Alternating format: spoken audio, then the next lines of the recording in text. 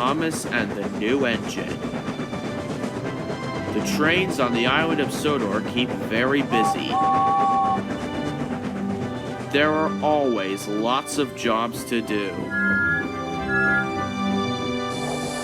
One morning, Sir Topham Hatt came to Tidmouth's sheds. "Our new engine has arrived on the island," he boomed. "His name is Neville.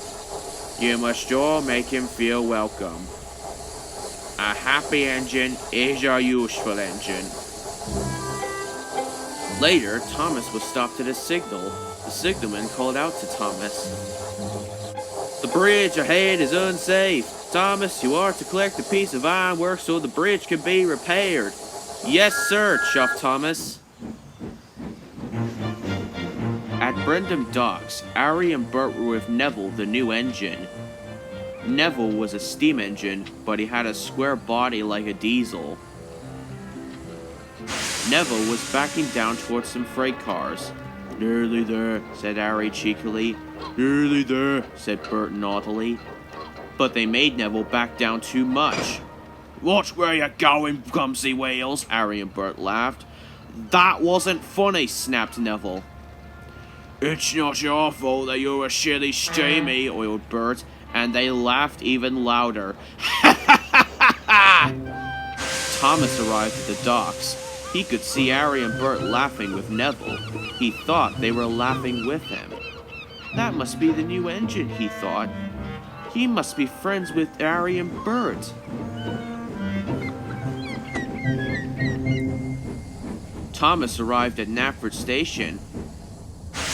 "Have you seen the new engine yet?" asked James. "Yes," said Thomas, "but we better be careful. I saw him at the yachts with Ari and Bert.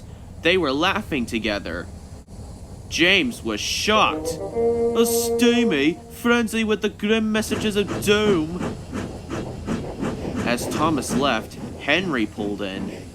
"Have you heard about the new engine?" snorted James. And he started to tell Henry all about Neville. Later, Henry was taking on water. He was talking to Percy. "That new steamy Neville is best friends with Ari and Bert," he said. "He doesn't want to be with steam engines at all." "How do you know?" peeped Percy. "James told me and Thomas told him," whistled Henry. Later, Percy met Emily at the red signal. "Don't go near Neville the new engine," he puffed. "Ari and Bert have told him to scrap all the steam engines." "Henry told me." James told Henry, and they heard all about it from Thomas. When Thomas arrived at Kronk Station, Sir Topham Hatt was there. "Thomas, you must board all the engines not to cross the bridge until it's repaired," he boomed. Thomas was delighted. It was a really useful job. Just then, he heard an unfamiliar whistle. Someone was coming. Thomas thought he knew who it was. Then he saw Neville pulling Annie and Clarabelle. Thomas was shocked. Annie and Clarabelle were his carriages. "Hello," chuffed Neville cheerfully. "I'm not talking to you," Thomas puffed crossly. "What did I do?" Neville wondered. Then Emily pulled in next to Neville.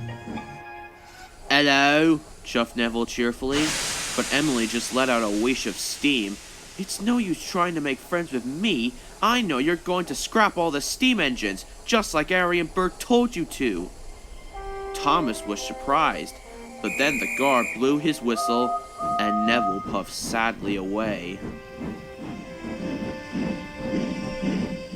"Where did you hear that Neville was going to scrap all the steam engines?" Thomas asked Emily. "Don't you know?" Emily whistled. "Percy told me, Henry told Percy, James told Henry, and you told James," puffed Emily. "But I only said to James I'd seen Neville with Ari and Bert." Then Toby arrived. "Have you heard about Neville the new engine?" he puffed. "Salty saw Ari and Bert playing tricks on him at the docks." Emily was surprised, and Thomas couldn't believe it. Neville wasn't friends with Harry and Bert after all. Where was Neville going? Emily tooted. Cinders and ashes, cried Thomas. Neville's heading for the broken bridge. I must stop him. Neville was speeding through the countryside as fast as he could. Suddenly, Neville saw a barrier on the track. He slammed on his brakes. But it was too late. Neville was in terrible trouble. He was on the broken end of the bridge. This is ridiculous. What kind of idiot signalman diverts an engine onto a broken bridge? I mean, really? It's not as if they didn't know about it or anything. There was even a barrier put on me. My God, people are just so stupid. Where on earth is the fat control hiding the signalman from anyway? Oh, look, there's another instance of signalman stupidity. An engine going onto a broken bridge, because that's not dangerous at all, is it? Okay, rant end. Now, can someone please come and save me? Thomas knew it was all his fault. Suddenly, he had an idea. Thomas steamed slowly and carefully onto the bridge. He gently bumped Clarabelle and was coupled up. Thomas was very scared. Slowly and steadily, he began to pull Neville back from the edge. The bridge made a creaking noise. Thomas knew he must hurry. He pulled as hard as he could, and with one big puff, he pulled Neville's wheels off the bridge. Thomas had done it. He had saved Neville and the passengers. Thank you, whistled Neville. I should have warned you, puffed Thomas, but I was too busy believing stupid rumors. I thought you didn't like steamies, but now I know I was wrong. Thomas gave Neville a long, friendly toot-toot. Neville was very happy. At last he knew he had a good friend in Thomas.